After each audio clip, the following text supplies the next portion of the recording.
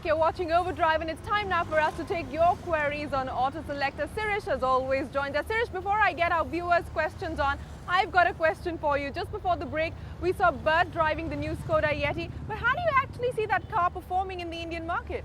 Well, it's a soft roader, and personally I feel Indians buy SUVs for the whole macho image thing. No, because they like big bulky things and you can bully traffic out of your way. With the Yeti, you can't do that. Okay, it has quite decent off-road abilities, but it'll be pricey and it doesn't look macho enough. So I don't know how Indian customers will take to it. I have my reservations, particularly about its pricing. They're talking 12 lakhs as a starting point, which I think is too much.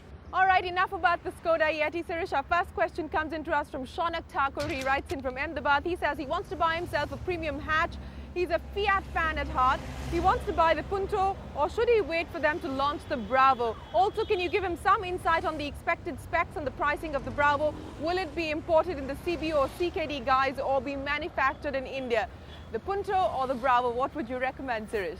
Well, sorry to disappoint you, but the Bravo isn't coming to India. They were going to bring it in CBU form, but then they brought the Fiat 500 first, which is a very good-looking car, but it was very expensive and not too many people bought it.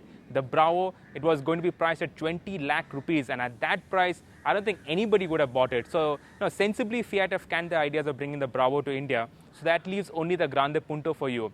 And see, it's a good car and it's a very distinctive looking car in that segment. And also you'll save a lot of money compared to the Bravo. So I think it's just the Grande Punto for you for now. All right, our next question comes into us from Mahesh Tapadia. He's a young entrepreneur who's intending to graduate from a smaller car to a bigger vehicle. He's unable to decide on whether he should buy himself a sedan or a utility vehicle. He's really impressed by the Mahindra Xylo. Kindly suggest a better option amongst the Xylo and similarly priced sedans such as the Honda City and the Fiat Linea. His priorities are good performance on highways as well as drivability in the city. SUV or utility vehicle versus a sedan, Sirish, what would you recommend for him? See, the big advantage that the car like a Xylo has over a conventional sedan is that it has 3 rows of seats. So it can seat 7 or 8 in comfort. That's something that these sedans can't do. But then that said, the Xylo and cars of its class like the Innova and other MUVs also have its own set of disadvantages. For starters, it doesn't ride or handle as well as a sedan. It doesn't look as good as a sedan. It doesn't have that cachet. It won't attract glances. Your neighbors won't envy you if you have a Xylo in your parking lot.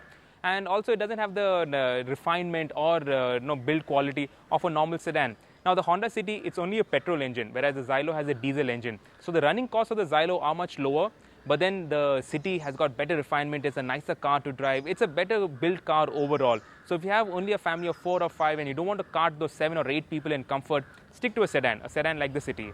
All right, our final question is a biking question. This comes into us from Praneeth Sardesai. He writes in from Sirish's hometown of Pune. He says he plans to buy the new Bajaj Pulsar 220 DTSi, but he's a bit concerned knowing about, and I quote, the debatable quality of parts from Bajaj Auto, or the performance is something tipping the scales in the bike's favor. Should he buy the bike or wait for the new Karizma that Hero Honda will be launching? Sirish, what would you suggest? See, Bajaj have had issues with quality of its bikes, but the new Bajaj bikes that we've been testing feel far better built. The quality of parts, the quality of aggregates feel much better than the older bikes. So Bajaj is looking at it and Bajaj is sorting out quality of its bikes. So it's not too much of a problem anymore. As for the Karizma, well, the new Karizma is going to be a sticker job. It's going to have a full fairing. So it's just a styling job and it's not going to have any improvements in performance of its engine. So if performance is what rocks your boat, well, the Karizma is not going to rock your boat. The Pulsar 220, well, that is going to rock your boat.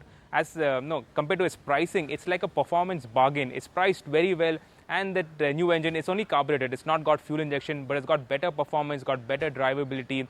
It feels smoother. It's a nicer bike to ride overall. And compared to the R15 also, it's much bigger, so it's more comfortable. So if you want to tour, it's a better bike to go touring on. So the Pulsar 220, I think, will suit your requirements and you'll have a lot of fun on that bike. Well, Praneeth, as Sirish suggests, it is the fastest Indian for you. So we hope you certainly enjoy riding the Bajaj Pulsar 220. On that note, it's time to say goodbye.